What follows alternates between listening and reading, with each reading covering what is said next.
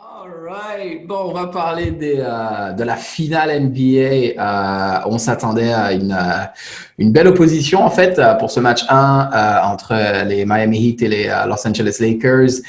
Beaucoup de hype autour du match. On s'attendait à avoir une équipe coriace de Miami, mais au final, comment dire que ça s'est pas vraiment passé comme ça. On a une fan de Miami avec nous, Marine. Comment tu te sens? Est-ce que tu as bien dormi? Explique-nous, quel est ton état là? Vas-y, le floor il est à toi là pour Miami là. Ah, ça, c'est un peu dur, je vais pas te cacher, mais au-delà de la défaite, c'est pas vraiment la défaite qui m'inquiète, c'est plus les blessures qu'on a eues et de me dire que Jimmy Butler, Goran Dragic et Bam Adebayo, ils vont pas pouvoir profiter de ces finales-là à 100% alors que c'est eux vraiment qui ont porté le truc. Ouais, donc. Et ça fait mal, tu te dis, ils ont tout donné et premier match, t'as tous ces pépins-là qui arrivent. C'est un peu dur à dire. Après, il n'y a pas vraiment d'attente. Comment ça? Qu'est-ce que tu dis par Dans le sens où on a fait un parcours extraordinaire sur les conférences. Ok. On a fait un sweep, on a sorti quand même les Bucks 4-1. On s'est sorti des Celtics 4-2. T'arrives en finale, t'as LeBron James, t'as toutes les déclats, t'as Anthony Davis. T'as le contexte aussi. Ils sont en mission, mais pas que pour les Lakers, ils sont en mission pour Kobe. Tu sens qu'il y a un vrai engouement. Et tu sais que tu vas arriver face à une équipe des Lakers qui a l'expérience. Parce qu'il y a quand même pas mal de joueurs qui ont l'expérience des finals, qui ont été champions. Voilà, c'est nouveau et de notre côté, on est avec des rookies. Vas-y, je t'en prie. Mais justement, Yoann, tu voulais dire quelque chose? Ouais, parce que tu dis ça comme si c'est fini, tu vois. Mais c'est ça, je suis pas d'accord avec toi. Non, je suis pas dans le sens où c'est fini. Les gars, c'est pas fini, mais c'est presque fini quand même. It's one game. C'est pas fini. C'est le premier à 4 matchs gagnés. Il n'y a que 1-0. Il n'y a pas 3-0 là. Ouais, mais et autre chose, Marine, parce que là, tu me parles des blessures. Bon, c'est sûr que c'est arrivé par la suite. Moi, je veux vraiment revenir sur ce début de match de Miami, parce que là, c'est comme si on avait déjà un discours de dire oui, mais les Lakers étaient meilleurs, l'expérience. Oui, mais s'il y avait une équipe justement qu'on attendait et qu'on se disait qu'ils pouvaient tenir tête un peu aux Lakers, il y avait des match-ups assez intéressants. C'était justement Miami, tu vois, on les voyait jouer dur. Et je reviens sur leur début de match. Où il y a un moment, ils mènent quoi, de 12 ou 13 points. Moi, je regarde ça, je me dis, oui, tu sais, il y avait l'intensité, les gars. Et qu'est-ce qui s'est passé après ça, selon toi? Parce que c'est pas juste les blessures, là, je suis désolé, là. Non, on est retombé dans nos travers. C'est-à-dire que quand tu as regardé tous les matchs, il y a toujours un moment où on a une très bonne avance de plus de 10 points et on la perd sur une très courte période de temps. Il y a vraiment un très court laps de temps où on perd toute notre avance. Malheureusement, ça peut passer contre des Pacers. C'est passé contre les Bucks. C'est encore passé contre des Celtics. Mais là, t'es en NBA Finals. Tu peux pas te permettre de perdre une avance aussi conséquente pour des finales NBA. On n'a rien, tu vois. Ouais, c'est ça. Merci pour ça, en tout cas. Mehdi, toi, quelle est ton analyse là? Me dis pas que toi, tu penses que c'est déjà fini aussi. Parce qu'à la fin du jour, ce que je veux dire par là, c'est que, et on le voit en playoff, tu peux perdre de 2 points, de 36 par 50, par 30, par 20. It's just one game, à la fin du jour. So, est-ce que tu vois Miami bounce back un peu? Et selon toi, c'est quoi les ajustements qu'ils devraient faire, justement, s'ils veulent bounce back dans la série? Ouais, je rejoins un peu Marine. Ouais, je pense que ça va être difficile. Il y a toujours des chances, comme tu dis, mais niveau blessure, c'est assez dommage de voir tant de players qui se blessent, quoi. C'est assez triste. Parce que, mais Miami, ils ont le potentiel, tu vois. Ils ont définitivement le potentiel. Mais comme j'avais dit auparavant dans d'autres podcasts, les Lakers, ils étaient tu vois, cruising, quoi, tu vois. Donc, il y a l'aspect fatigue qui maintenant joue un rôle. Et on voit ça sur les Miami Heat, tu vois. Ils ont fait un bon début de match. Et malheureusement, les blessures. Et j'espère que ça va aller pour le reste de la série. Mais bon, avec Dragic, je crois que Dragic est out. Je ne sais pas s'il va revenir. Ouais, c'est celui-là. C'est une grosse perte. Ouais. C'est vrai qu'il y a Nunn qui reprend un peu de confiance là. Donc, il y a encore de l'espoir avec Nunn. Mais le truc avec les Lakers, c'est qu'ils ont des big guys, tu vois, les pivots. Je vois pas, si Bam n'est pas à 100%, c'est difficile. Ouais, tu vois, c'est clair. On a vu comment Howard s'amusait sur le terrain. C'est clair. Et le plus gros problème avec Miami, je pense que c'est les rebounds, tu vois. Un des plus gros problèmes, tu vois. Maintenant qu'il n'y a plus Bam, ils ont pas la taille, en fait. Ouais, c'est pouvoir stopper les Lakers. Ils ont niveau potentiel, faire bouger la balle et shooter, ça va. Mais niveau défense et les rebonds, ça va être difficile. Et justement, ouais, c'est ça. Non, c'est clair, tu as tout à fait raison. Et justement, parce que là, j'ai vu que Spoelstra, il a plus essayé de jouer un peu small, quoi, parce que c'était plus Bam qui était son vrai 5 sur le terrain et c'est Crowder qui se tapait Anthony Davis. Je me demande, est-ce que en ajustement, si Bam est un peu diminué, est-ce qu'il devrait pas peut-être ressortir un gars comme Myers Leonard ou, tu sais, au moins y aller avec un peu de taille, là, parce que tu sais, il faut vouloir contrer un peu. Ouais, ça va être difficile. Et même tu regardes Davis ne joue même pas post-up, quoi. Il joue même pas dans la raquette. Le gars s'amuse pratiquement comme un meneur. Ouais. Et donc imagine s'il switch et maintenant il joue vraiment comme un pivot, c'est fini pour Miami, quoi. Ouais, ça va être difficile. C'est pas fini, mais ça va être difficile. Ça va être difficile. Johan, merci Mehdi. Encore une fois, je vais devoir te faire parler d'un de tes joueurs préférés, à savoir Rajon Rondo. Lui, il m'a vraiment impressionné. Je vais te dire pourquoi. Encore une fois, je regarde le match. Je vois Miami up par 13, timeout, Lakers, Vogel qui sort LeBron James. Parce que c'est ça, il fait sortir LeBron James au début du premier quart-temps. Là, ils sont down 13 et je me dis, OK, this is it. I mean, dans un sens, like, if you Miami, t'es déjà up 13, LeBron était sur le terrain. LeBron va sur le bench, c'est là que tu dois creuser le lead, en fait, pour moi. Et là, tu as Rajon Rondo qui arrive, il sort Dwight Howard aussi d'ailleurs, et he's going crazy. Il a juste stabilisé le queutru, stop en défense, trouver les bons shoots en offense, trouver les mismatchs. Qu'est-ce que tu as pensé de la performance de Rondo un peu? Mec, je te dis, hein, c'est l'expérience.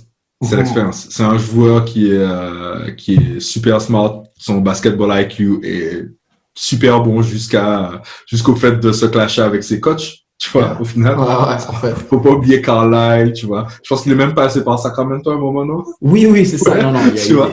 Et mais je pense que c'est un bon joueur. Comme je t'ai dit, la plupart des meneurs que j'aime pas, c'est des meneurs qui me ressemblent, tu vois, au niveau du jeu un peu, qui me ressemblaient, tu vois. Donc je pense que c'est bon pour les Lakers de savoir que tu peux sortir LeBron et d'avoir du support, tu vois. Parce que comme tu dis, ça peut être l'occasion pour Miami de creuser l'écart. Mais moi, c'est ce que je pensais, en fait. Moi, je me disais, waouh, les minutes sans LeBron, là, pour moi, ils allaient, non, en fait. Et au final, non, parce que, LeBron, voilà, il joue point guard, en vrai, enfin. Il joue tous les postes. Et là, tu le remplaces et tu remplaces, en fait, par Rondo, un des meilleurs meneurs, tu vois, quand il veut jouer. Les meilleurs meneurs, tu vois, de la ligue. Il y a un truc sur Miami qu'il faut pas oublier, et je sais que c'était une question de Lakers, mais tu vois, les 3 titres qu'ils ont gagnés, ils ont toujours perdu le premier match. I like the statistics. C'est ça qu'il faut, là. C'est des petites stats comme ça. Calonne, ça va aller après sur toi. Ils ont toujours perdu le premier match. Je te le dis, je suis sûr que Pat Riley, il a break. Ils ont gagné combien de titres? Ils en ont gagné 3. What's your point? Attends. Ouais, mais attends. Ok, d'accord. What's your point, man? Qu'est-ce qu'il veut dire par là, anyway? Ils en ont gagné 3. Ça fait combien de temps que cette franchise, elle existe? Elle est récente. Oui. Voilà. D'accord. Après, je vais pas te faire la même histoire PSG-OM. Tu vois, ça fait longtemps qu'on est là, voilà. Tu vois, on va pas rentrer dans ce débat. Ça fait pas longtemps qu'ils sont là. Ils en ont gagné 3. C'est déjà bien. Il y a pas beaucoup d'équipes qui en gagnent. Et je te dis, Pat Riley, il a dû venir dans le vestiaire alors qu'il peut pas, normalement, parce qu'il y a des zones dans la bulle, tu vois. Il a dû sortir ses bagues, tu vois, en mode « We win championship here ». Tu vois, il a dû faire un truc de ouf. Et je pense que le match 2, franchement, faut qu'il le prenne. Non, mais clairement. Et là, c'est pour ça que je vais emmener ça dans la direction de Calonne. Merci beaucoup, Johan. Calonne, bon, écoute, fan des Lakers, 1-0. Là, dis-moi, quel est ton état d'esprit suite à ça? Est-ce que tu as déjà booké ton ticket virtuel pour la parade à LA ou tu te dis, hold on a second, effectivement, Miami, on peut pas déjà les buried, you never know with them. Comment tu te sens? Écoute, j'ai remarqué que Miami a appelé à la divinité, hein, parce qu'ils font sortir une nonne du banc. Kendrick Nunn. Jeez. Donc là, on commence à taking them to church, right?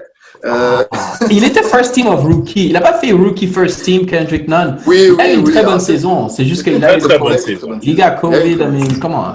Il a une très bonne saison. Mais en fait, si tu regardes toutes les équipes qu'on a affrontées aujourd'hui, c'est supporting cast. Moi, en fait, j'observais ça. C'est l'équipe la plus complète des playoffs en ce moment. C'est-à-dire que qui Lakers? Mais Lakers. Ok, vas-y. C'est qu'ils ont deux pivots au moins, qui peuvent très bien jouer. T'as un LeBron James qui peut jouer 5 postes. T'as un Anthony Davis qui peut jouer 4 voire 5 postes lui-même. T'as deux meneurs, parce que pour moi Caruso c'est un vrai meneur. T'as des gars qui peuvent prendre feu comme Green et Kuzma, et KCP, etc. Pour moi, c'est l'équipe la plus complète. Et c'est ce qu'on a vu hier soir, en fait. C'est-à-dire que, quand ils sont passés en zone, ça pleuvait des 3 points. Quand ils ont arrêté la zone. Justement, excuse-moi, je suis obligé de faire rebondir sur ça parce que tu parles des 3 points. Oui, ils ont là parce qu'ils shootent combien? À un moment, ils shootaient 65% à 3 points. Tu sais combien ils n'auront pas tout le temps. Ils n'auront pas tout le temps. Ils n'auront pas cette efficacité-là, c'est sûr. C'est sûr. Mais c'est ça le problème. C'est ça qui est bien avec ces gars-là, c'est que. Mais KCP, quand tu commences à te mettre des 3 points, mon gars, tu vas passer une sale soirée. C'est ça le problème. Même Danny Green. Kuzma, à un moment, je suis I'm like, ok. Tu vois ce que je veux dire? Et Rondo, avant, il shootait pas souvent en 3 points. Rondo, maintenant, il shoot quand il veut. Tu vois ce que je veux dire? Il shoot quand tu veux. Et c'est des gars qui sont confiants. Enfin, un peu moins que Kuzma, parce que Kuzma, il est un peu. Mais tu donnes un peu de confiance à KCP, par exemple. KCP, par exemple, mon gars, tu vas passer une sale soirée. Ouais, non, c'est clair. Ouais, vas-y. Et donc voilà, et je pense que ça, je ne veux pas faire de peine à Marine, mais, mais plus les blessures. C'est là où les blessures, ça va faire mal. C'est là où il est bon, c'est dans le rôle de l'underdog, tu vois. Justement, Spoelstra va leur dire, on va s'adapter. Genre, ils ont joué comme ça. Voilà, parce que Spoelstra, on oublie souvent que il n'a pas le crédit qu'il mérite. Souvent, il est oublié dans les grands coachs qu'on cite. Mais ce gars-là, il fait un vrai taf. J'avais une question pour toi, Marine. Marine, j'avais une question pour toi. Je me faisais une réflexion. Les équipes aujourd'hui. Mais non, c'est pas du trash. C'est ça, bro. C'est pas du trash. Hein. Mais j'ai remarqué qu'en fait, les équipes qui ont bien évolué pendant les playoffs, les Nuggets, Boston, Miami Heat, en fait, c'était vraiment pas des individualités, mais des équipes. Et je me demande, est-ce que le fait d'être dans la bulle où tu es tout le temps avec tes coéquipiers, est-ce que c'est pas ça qui a fait éclater d'abord les Clippers et qui a réuni en fait les équipes comme ça où tu avais vraiment une osmose, un truc que les gars s'aiment, ils s'apprécient, etc. qui fait que Miami aujourd'hui a pu arriver jusque-là. Je pense que ça a fortement joué parce que tout au long de la saison, on a eu des images de Jimmy Butler qui fait Tyler Hero, tout ça, ça se voyait. Mais ça reste toujours une saison de 82 matchs où c'est long. Ils aiment bien être de leur côté. Là, ils sont toujours ensemble. Et en fait, la bulle, je pense qu'elle a fait que accentuer. Elle n'a pas créé, elle a fait que accentuer. Les gars, ils s'appréciaient déjà avant. Ils étaient déjà très bien ensemble. Et la bulle, ça les a vraiment soudés. Ça a mis la colle qui manquait, je pense. Ouais. Ah non, c'est clair, définitivement. Ouais, non, c'est clair. Mehdi, moi, j'avais une question pour toi. C'est parce que là, regarde, j'ai peur d'une chose, c'est que s'il y a des blessures, si on voit qu'il y a des blessures, que le narratif commence à switcher en disant les Lakers, c'est parce qu'il y a des blessures. Please, faut pas donner ça. Tu sais pourquoi je dis ça? Parce qu'en fait, les blessures à la fin du jour, ça fait partie du jeu. Et regardez, ne serait-ce que la carrière de LeBron James. Il a déjà été de l'autre côté. C'est-à-dire qu'il a été en finale NBA une fois contre les Warriors où il avait ni Kevin Love, ni Kyrie Irving. Il était tout seul avec Macho Dellavedova. Et donc, c'est ça. You still have to go out and play, right? Toi, quand tu vois, est-ce que tu vois déjà ce narratif-là sortir de blessure ou est-ce que tu te dis, arrête, faut pas mettre un astérix sur ce titre? Marine, désolé, je veux pas encore enterrer Miami, bien sûr, mais dans l'éventualité où les Lakers gagnent le titre, est-ce que tu te dis, well deserved and they got the chip, that's it? Non, je pense pas qu'on puisse utiliser l'argument des blessures pour justifier la victoire non, pas du tout. des Lakers. Moi, je rejoins Calonne, en fait. Les Lakers, c'est l'équipe la plus complète des playoffs, en fait, tu vois. Et blessure ou pas blessure pour Miami, ça va être difficile. Ouais, on voit comment LeBron, même, je pense que c'est une des playoffs où LeBron n'est pas trop stressé, tu vois. Le gars peut rester sur le banc un peu plus longtemps et les Lakers arrivent à maintenir la distance. Et on a même j'ai vu comme on a parlé de KCP ratait. En fait, tu vois, avec les Lakers, il y a toujours un joueur qui est hot one day et le prochain jour, le gars va être cold, tu vois. Et c'est la même situation pour KCP. Le gars a raté plein de points hier. Ouais. Et je crois qu'il était à 3 sur 10 au niveau des field goals. Et ils ont quand même réussi à gagner à près de 20 points. Donc, tu te dis, quand même, une équipe comme les Lakers avec tellement de talent, ça va être difficile.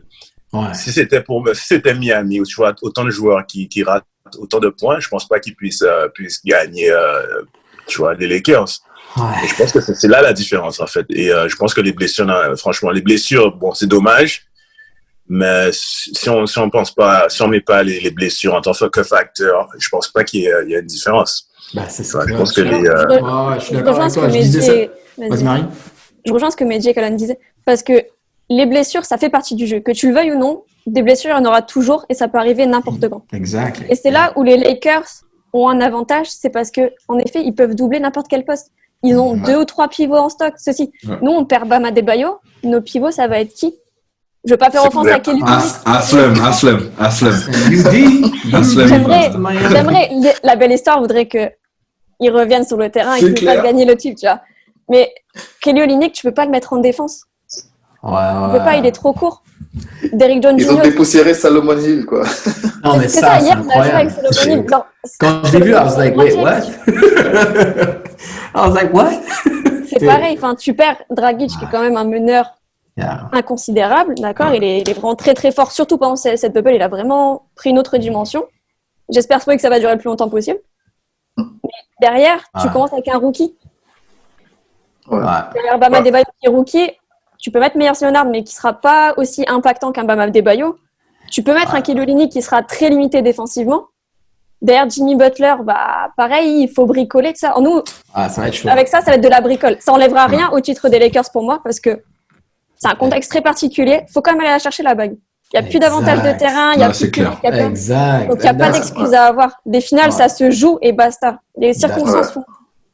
Je suis tout à fait d'accord avec toi et c'est bien que tu n'embarques pas déjà dans ce narratif. On va voir ce qui va se passer pour. Et j'allais dire les blessures. Si tu regardes les blessures des Miami Heat, c'est pas la faute des Lakers en fait. Si tu vois comment Butler s'est blessé, si tu vois comment Dragic s'est blessé, c'est du coup du sort. Des blessures personnelles, je dirais. Il n'y a pas eu de contact. C'est clair. Mais il se faisait balader déjà avant les blessures, non? Bah oui, ça n'a rien. C'est ce que je dis, ça n'a rien à voir. Non, les blessures, ça a été un peu le coup de massue sur la chose, parce que les Lakers sont mis en mode rouleau compresseur. Ils ont dit maintenant on va accélérer, ils nous revoient plus. C'est ce qui s'est passé. Et les coups du sort ont venu accentuer, mais en aucun cas la faute est sur les blessures. C'est juste que Miami s'est fait manger par les Lakers dans le jeu, sur l'intensité, sur tout en fait. Mais un truc qui va pas se passer, enfin j'espère que ça va pas se passer parce qu'à chaque fois j'ai tort en faisant les prédictions. Guaranteed. Tu vois, genre ils ont mis 9 sur 11 à 3 points, tu vois, dans les 16 dernières minutes de la première mi-temps. Tu vois, les Lakers. 9 sur 11. Mais c'est ça, tu vois. Ça, c'est un outlier quand même, t'es d'accord là, oui, c'est ça. Donc, en fait, tu te dis, Spoelstra, quand il parle au gars, il dit, ça, c'est un cas singulier. Ça va pas, on va plus l'avoir, tu vois. Mais après, t'as des mecs comme Danny Green sur le banc. Un gars qui fout rien de la saison, qui fout rien. Et un jour, il va se réveiller, il va mettre 6 sur 7 à 3 points, tu vois, juste pour t'assommer, tu vois. Et les équipes des Lakers, ils ont toujours eu des gens comme ça. Donc, je suis content de voir ça, en fait. Tu vois, genre les Devon Joe, whatever. Tu vois, Robert Horry. Tu vois, non, mais Robert Horry, quand même, nommez pas Robert Horry. Attends, doucement. Il y a des choses qui blessent. C'est clair. Mais j'adore le joueur, hein. Ouais, non, je pense que Miami, tu vois, comme je l'ai dit, dans la bulle, c'est les bonnes équipes, les équipes soudées qui réussissent. Ça nous a prouvé, en fait, que GM LeBron, en fait, il choisit bien ses joueurs. Come through, c'est ça. C'est l'équipe la plus âgée de la.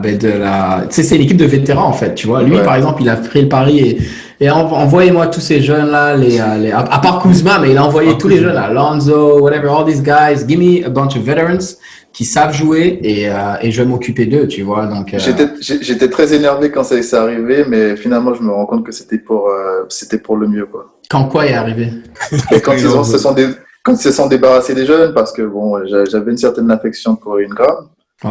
Mais bon, finalement, il a fait les bons choix, je crois. Ouais, c'est clair. Et puis, Marine parlait de belle histoire avec Miami tout à l'heure. On s'entend qu'une belle histoire quand même, ce serait que les Lakers gagnent un chip pour Kobe, ça c'est sûr. Ce serait, ils ont cette motivation extra encore, tu vois. Et ils ont même pas encore sorti leur arme secrète qui est le Black Mamba jersey, parce que là j'attends le game des finales où ils le mettent, ça y est, c'est un W. I mean, c'est juste, you have to count it. Je garderai cette séquence. Si jamais il y a une victoire, et celle-là, elle ressortira. Je peux compter sur moi. Alright, look, guys, de toute façon, on va passer au trivia de... Ouais, mais je l'ai plus mon trivia du coup, parce que j'étais obligé de donner le fact que Miami, quand ils perdent leur premier match en finale, ils gagnent. Comment, bro? J'étais obligé de sortir ça. Attends. On a invité quelqu'un de Miami, tu vois, et il nous donne un truc et genre c'est la défaite. Tu vois, je suis obligé de me mettre en mode... Je suis pas sur c'est la défaite. Je suis juste, ça va être dur. Il faut être réaliste, tu vois. Ouais. Miami, cette équipe, je suis à fond derrière. Je suis tellement heureuse qu'on soit en finale. Mais il y a un moment, il y a le cœur et il y a la tête, tu sais. Mon cœur crie Miami. Mais dans ma tête, déjà que je voyais les Lakers champions avant même le début des playoffs, tout ça. Dans ma tête, c'était les Lakers champions. Et en fait, je me suis dit, déjà, nous, notre belle histoire, elle a été écrite. On fait un sweep. Tour 1. Les Bucks, tout le monde les voyait nous démonter. Enfin, la grande majorité, ils voyaient vraiment les Bucks prendre de la puissance. 4-1. Et franchement, les matchs, ça se regardait, les Bucks sont complètement déjoués. Les Celtics, pareil, c'était un gros morceau. Très belle finale de conférence, j'entends. Ok. Et on a eu un très beau duel de coach, des duels dans le match, tout ça, entre joueurs. Wow. Et maintenant, moi, je vois ça en mode, c'est que du plus, en fait. Et donc, pour toi, t'es Spoelstra, tu planifies déjà le barbecue dans ton backyard. Non, parce semaines, que... En fait, la semaine prochaine. En fait, tu peux pas planifier déjà ton barbecue quand tu as des joueurs comme Jimmy Butler, Udonis Haslem. Tu peux pas, tu as quand même ton image. Tu as ton image, donc tu leur dis maintenant, on n'est clairement plus les favoris. C'est là où on est meilleur, quand on nous attend pas. Et c'est là où il faut éclater et montrer à tout le monde que on n'est pas mort en fait. Et mettre des doutes déjà dès le game 2. Venir avec les bonnes intentions, mettre l'intensité là où il faut la mettre. Et puis, quitte à donne la balle, je sais pas, un Tyler Hero en feu ou un Duncan Robinson, et vas-y. Genre, joue à fond. J'aime ça. On va finir sur cette phrase qu'on n'est pas mort, parce qu'effectivement, là, prochain épisode qu'on va enregistrer, c'est soit Miami. On va voir si Miami n'est pas mort, là, justement. Ça va vraiment être ça. Guys, merci à tous. Franchement, ça m'a fait plaisir d'avoir cette discussion avec vous. J'ai hâte de voir ce que cette finale NBA va donner. Et puis, pareil, comme d'habitude, pour tous ceux qui nous supportent, n'hésitez pas à nous écrire les commentaires, on like, on subscribe, on nous permet de faire ce qu'on fait ici. Et puis, on va se retrouver la semaine prochaine, en fait, pour un nouvel épisode de NBA Haters. All right, take care, guys.